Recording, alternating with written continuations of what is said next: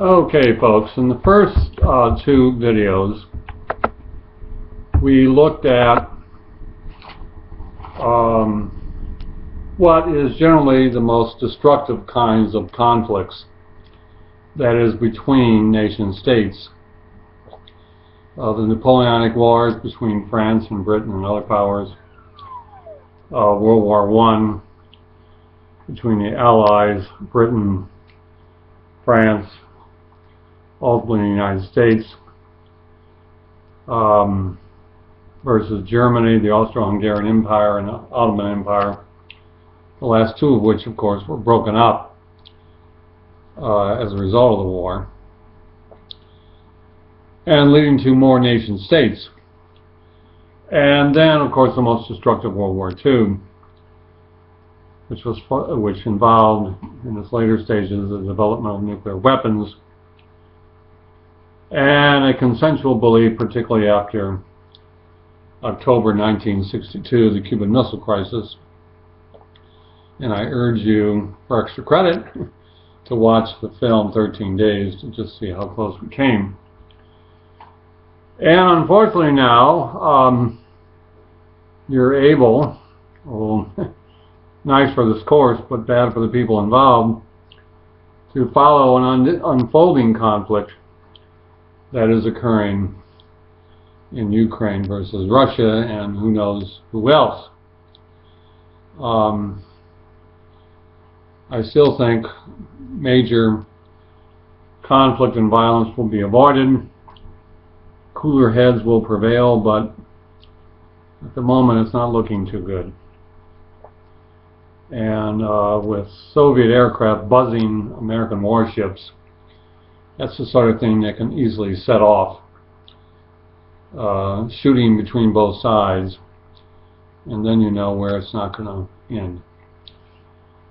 Today and on Wednesday, we're looking at conflict within countries, the most serious of which is civil war, or low-level civil war, as you have today, frankly, in Nigeria, where on this very day a bomb went off in the capital in a bus station, killing 71 people. We'll get to that in a moment. Significant civil wars, primarily at the moment Syria, with the loss of over 100,000 lives, many non-combatants.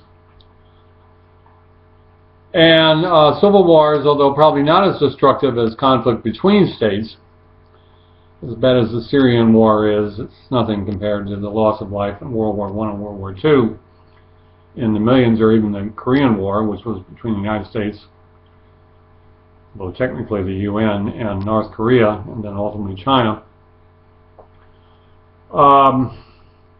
Civil wars can be very destructive. Our own history, which I'll talk about in a moment, is indicative of that. But first, let's look at this,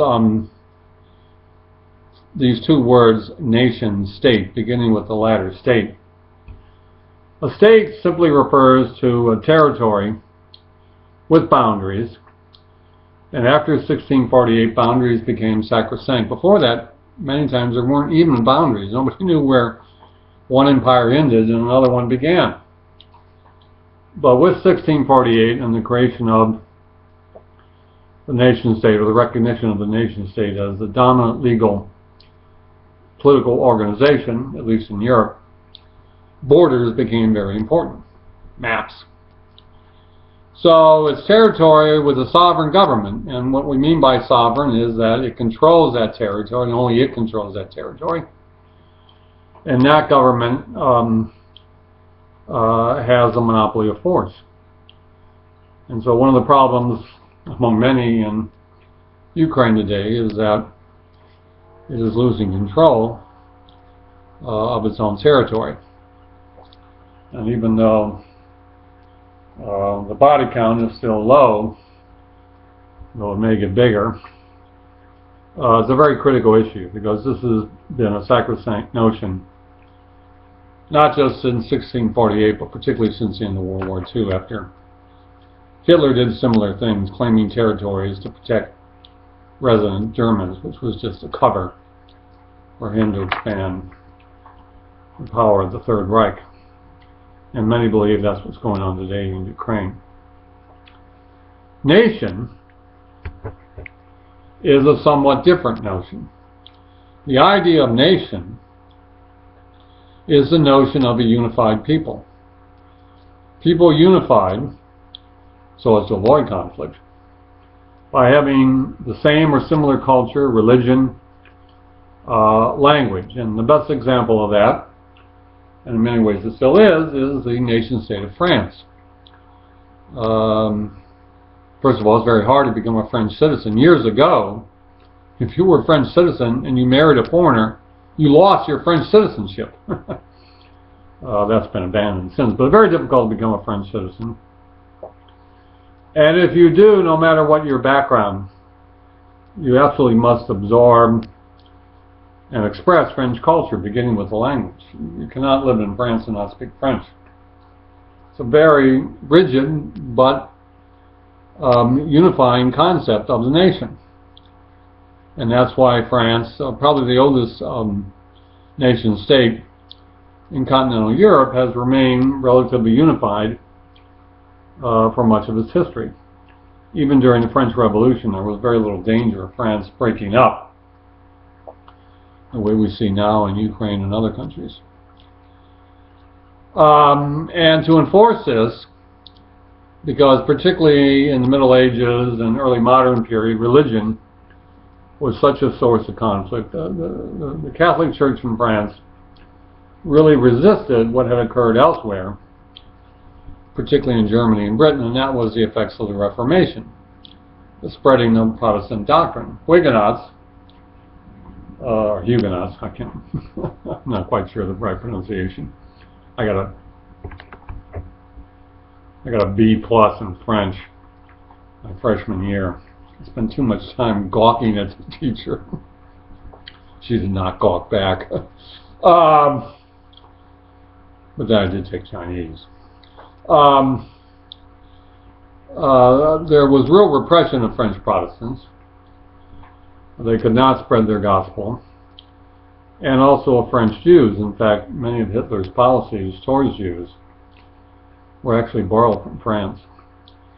But that was seen, not very justifiably in my view, but that was seen as a way to ensure the unity of the French nation. A very harsh way that continues to this day under, and has for some time, a democratic government. Again, if you want to move to France and live in France and become a citizen, not easy compared to the United States. The United States, to become a citizen, all you have to do is pledge to uphold the Constitution. Whether you can do that in English or not probably doesn't matter. And also, if you become a citizen, you're obligated to pay taxes and be drafted. When my wife, who was from China, took her oath of citizen allegiance at a courtroom in New York, I said, well, now you can be drafted. Not likely.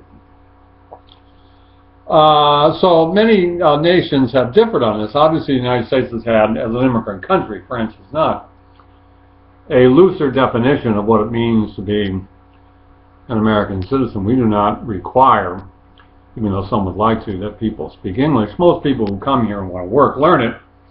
Drive through Flushing, all you see is advertisements to learn English. And the Chinese, many who just came here from China, were now here. So the job market really, you don't have to force people to learn English. The job market compels it.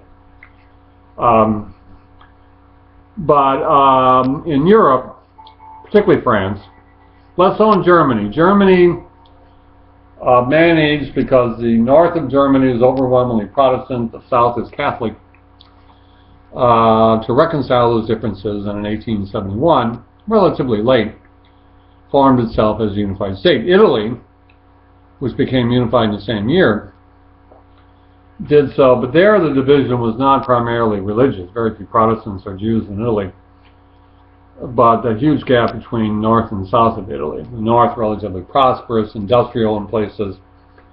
The south, particularly Sicily, very backward. I once had a good friend at another college where I taught years ago from Italy who in conversation with me once referred to southern Italians, particularly Sicilians, as those Africans, in part because technically Sicily is closer to Africa than it is to northern Italy. And of course it was the seat of the mafia and other activities, but very poor, although more developed today. So nations differ in this. Some are multicultural. Indeed, larger nations, the United States, Russia, China, tend to be multicultural, multilinguistic. India, for example, 150 different languages spoken, though most particularly educated people learn how to speak English. So what are the sources of conflicts? Well, probably the major source, and one that has produced the most bloodshed, is the fight over the nature of the state. But because I've been losing some of these recordings lately, I think there's a problem with my Wi-Fi connection. I'm going to stop the video here so I don't lose it. This is a nice breaking point, and start again with a new video.